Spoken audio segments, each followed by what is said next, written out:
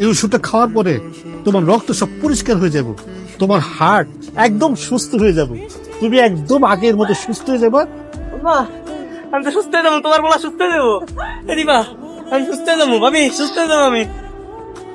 বাবাজান, তুই তো সুস্থ হবি ঠিকই, কিন্তু তোর এতগুলি টাকা। আমার টাকা দিয়ে দাও, আমি ঠিক হয়ে গেছি ভাই। আমি তো টেহা দিতে পারুম না, তুই যেইটা আমার দান করছ ওইটা দিয়ে আমি দোকান দিছি, আমার বাপ কর। ওই মেয়ে, আমি আমার টাকা ছাড়া আমি ভাই তাতে গেলাম কি আমার টাকা দেন, ওই টাকা। শার্ট প্যান্ট খোল, খোল কইতাছি। এই জুতা খোল, জুতা খোল, আমার টাকার সব কিছু আমি বেচবো, সব বেচবো। কি ভাবতেছো? না ডাক্তার সাহেব, আপনার রিপোর্ট দেওয়ার পরে আমার যে জমাইনা টাকা ছিল 15,19,671 টাকা সবার মাঝে বিলাই দিছি। হ্যাঁ, ভালো করছেন তো। আপনি এমন করে সবার টাকা বিলাইছেন দেখেই তো আপনার লাগা সবাই মন থেকে দোয়া করছে, তাই না? হ্যাঁ, আর এই লেগে তো আপনি সুস্থ হয়ে গেছেন। ডাক্তার সাহেব ঠিক করছি না? হ্যাঁ, এই জন্য তো তুমি সুস্থ হয়েছো। শোনেন, এই 30 দিন যেমন আসছিলেন আপনি সবসময় এমনি থাকেন। আমরা কত হাসি খুশি আছিলাম। মানুষ যেহেতু জন্মাইছি, মরতে একদিন হইবই, কিন্তু যতদিন বাইচে থাকবো মন প্রাণ উজাড় করে বাঁচবো, সবার কাছ থেকে দোয়া ভালোবাসা নিয়ে বাঁচবো। হ্যাঁ একদম সত্যি কইছো।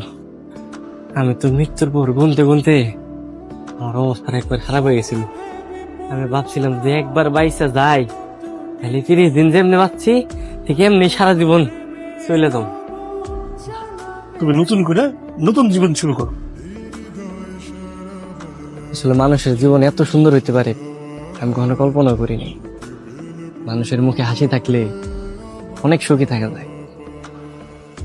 আমি আমার 25 বছরের বয়সে কখনো এত খুশি হই নাই যতটা গত 30 দিনে মানুষের মুখে হাসি দেখে হয়েছে। আমি যদি জানতাম যে মানুষ এরকম টাকা দিয়ে সাহায্য করলে, মানুষের উপকার করলে এত শান্তিতে থাকা যায়, তাহলে আমি কখনো কিপটামি করতাম। এত দান করা তো আবার ভালো না, বুঝছো? এইসা কত তাইলে আমার হাসি কেমন আছিল? তোমার হাসি শুধু তোমার হাসি দেয় না, শয়তানের মতো লাগছে। আর বাদ বাকি সবার হাসি একদম ফ্রেশ ছিল। কি শয়তানের মতন আসছিল না?